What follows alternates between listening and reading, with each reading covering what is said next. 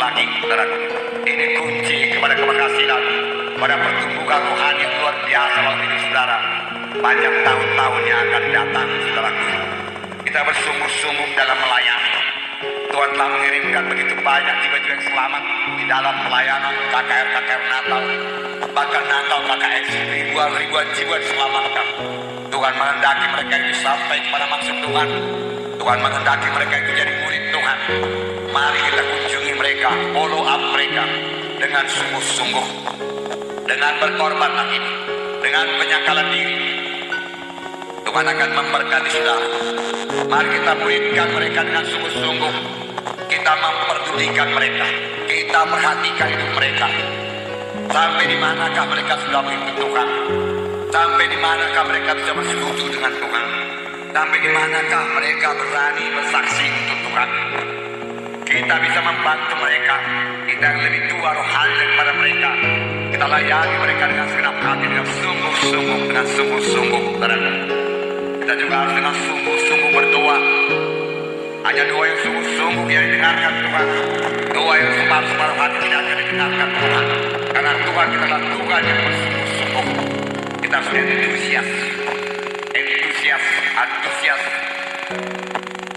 Saudaraku, berarti Tuhan di dalam. Tuhan di dalam kita, saudaraku, membuat kita antusias, membuat kita bersemangat, membuat kita bersungguh-sungguh, saudaraku. Nah, saudara yang kasih, ini kunci kepada keberhasilan. Firman Tuhan berkata, saudaraku, dalam Roma 12 ayat 11. Roma 12 ayat 11. Di sini dikatakan, janganlah hendaknya kerajinanmu kendor, biarlah rohmu menyala-nyala, dan layanilah Tuhan. Bersukacita dalam pengharapan, sabar dalam kesesakan, dan bertekunlah di dalam doa.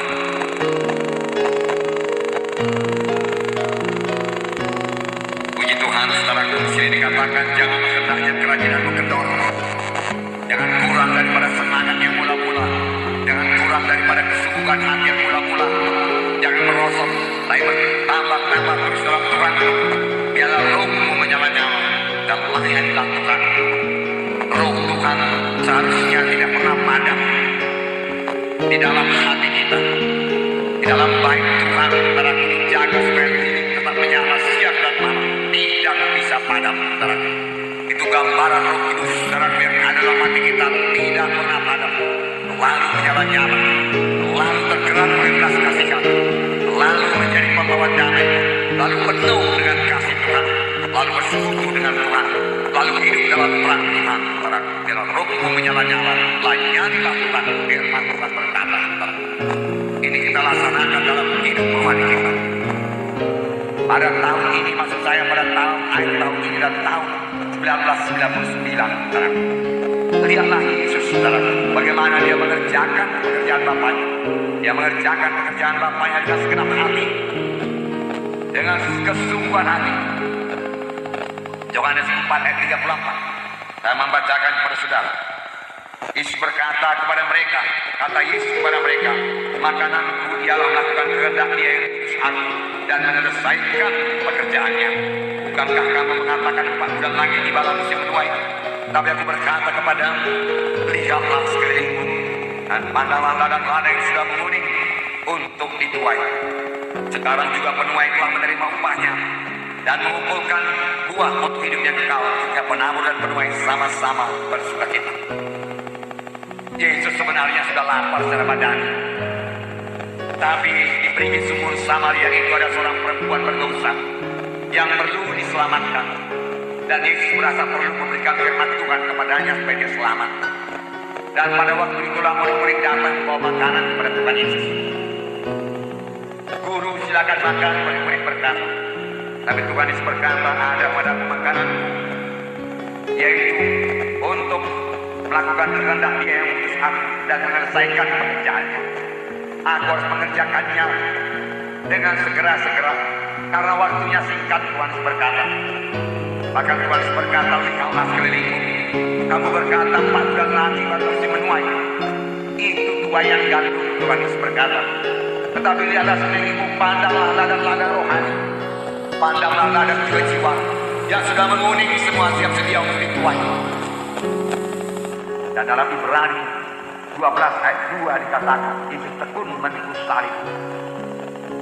Marilah kita melakukannya dengan mata yang tertuju kepada Yesus yang memimpin kita dalam iman, yang membawa iman kita kepada kesempurnaan, yang dengan mengabaikan kehinaan tekun memikul salib, yang dibuka kita yang sediakan bagi Dia yang sekarang duduk di sebelah kanan takhta Allah.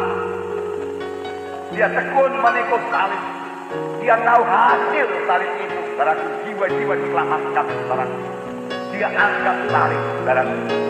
Memang di sini dikatakan Dia akan duduk di sebelah kanan Allah Bapa. Tetapi tidak berapa kali dalam Alkitab dikatakan sebelah kanan Allah Bapa, saudaraku, hanya beberapa kali. Tetapi hati tergerak oleh belas kasihan melihat jiwa-jiwa itu berkali-kali dikatakan. Jadi apakah yang terutama menghidupkan hati Yesus?